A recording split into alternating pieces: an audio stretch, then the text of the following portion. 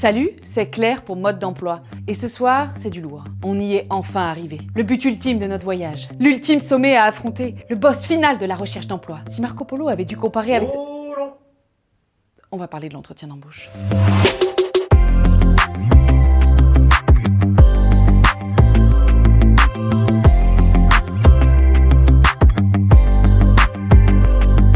Tout a été dit, ou presque, sur l'entretien d'embauche. Juste sur YouTube, vous avez déjà des dizaines et des dizaines de vidéos qui vous donnent des conseils à appliquer lors d'un entretien. Du coup, nous, bien sûr, on va essayer de vous donner des conseils un peu inédits, mais on va pas non plus réinventer la roue. Il y a des incontournables. À quoi ça sert un entretien ? Un entretien d'embauche est organisé par un employeur afin de vérifier votre personnalité. Tout le reste est secondaire. Ce que je veux dire, c'est que vos compétences, vos qualifications, ils les ont. Ils les ont lues dans votre CV, dans votre lettre de motivation ou sur Google. Et ils sont OK. C'est pour ça que vous avez obtenu le rendez-vous. Sur le papier, votre profil les intéresse. Évidemment, ils vont vouloir vérifier ces informations pendant l'entretien. Mais l'essentiel pour eux, c'est de savoir qui vous êtes. Quelle image vous avez de vous ? Comment vous réagissez à une question ? Quel intérêt vous portez à l'entreprise ? Comment vous fonctionnez ? Dans la plupart des cas, les employeurs essaient de faire en sorte que l'entretien se passe le mieux possible, que ce ne soit pas trop tendu, que ce ne soit pas une séance de torture. Cela étant, les recruteurs sadiques qui vous font attendre 30 minutes volontairement, qui font exprès de pas vous mettre de chaise pour voir comment vous allez réagir, c'est pas qu'au cinéma, ça existe vraiment. Et il faut s'y préparer. Tom ? Ouais. On passe à l'entraînement. Waouh. Avec un vrai recruteur professionnel qui me conseillera sur mon attitude et ma diction ? Non, avec l'escargot d'Alsace à moustache. Coucou, c'est encore moi. Un entretien, ça se prépare. On ne va pas à un entretien les mains dans les poches.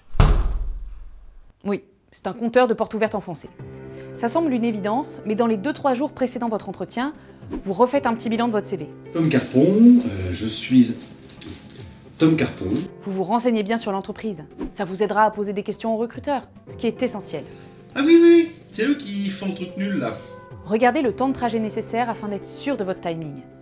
Il faut éviter d'arriver en retard, mais aussi trop en avance. Concernant la tenue, oui, c'est important. Même si l'entreprise qui vous reçoit est une start-up très cool avec plein de jeunes, une petite chemise simple sera toujours une valeur sûre. Et on oublie le jean. Le matériel. Le CV en 2 exemplaires, de quoi prendre des notes et vos papiers d'identité. Ça peut arriver de ne pas se réveiller. Ah putain de merde. Ou d'avoir un imprévu. Ah ouais. Dans tous ces cas-là, vous appelez l'entreprise pour vous excuser et vous arranger avec elle. Vraiment désolé. J'avais fait attention, j'avais regardé la veille. Oh, mais ce n'est pas grave. Ça m'arrive aussi à moi d'être en retard. La stratégie de l'entretien. Le tout dans un entretien, c'est de réussir à ressembler non pas à quelqu'un qui réclame un travail, mais comme à un futur collègue. Il faut pour ça établir une relation d'égalité. Par exemple, il faut essayer de poser au moins autant de questions que le recruteur. Et si on n'a aucune question ? Il faut en poser. Si rien vous vient, piochez dans cette liste. Vous pouvez mettre sur pause. Le plus grand danger, c'est de vous mettre en position de retrait, d'attendre d'être testé.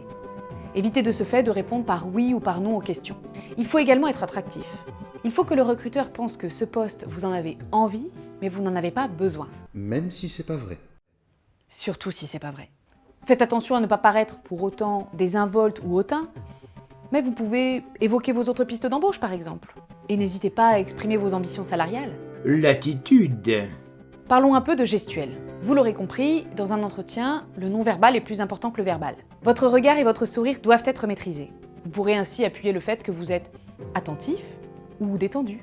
Votre posture doit être décontractée. Essayez, si vous y pensez, d'imiter légèrement celle de votre interlocuteur. Ça instaure inconsciemment un climat de confiance. Et là, je fais comment ? Les mains. Au théâtre, on les appelle les 2 salopes. Elles peuvent trahir votre nervosité ou votre impatience. Si vous avez du mal à contrôler vos tics, pensez tout simplement à les poser sur vos cuisses. Et respirez profondément quand vous sentez le stress remonter. Maintenant, quelques questions. Donnez-moi une des qualités und un défaut. Le classique des classiques. Là, dans l'absolu, vous pouvez choisir n'importe lesquels. Car ce qui intéresse le recruteur, ce n'est pas tant les qualités ou les défauts, mais comment vous allez les argumenter et les illustrer. Pourquoi voulez-vous travailler avec nous ? Là, ne soyez pas naïf. Le vrai sens de cette phrase, ce n'est pas « qu'est-ce que ça vous apporterait d'être embauché », mais bien « qu'est-ce que ça nous apporterait de vous embaucher ». Quelle est, selon vous, votre plus grande réalisation ? Ici, à vous de choisir.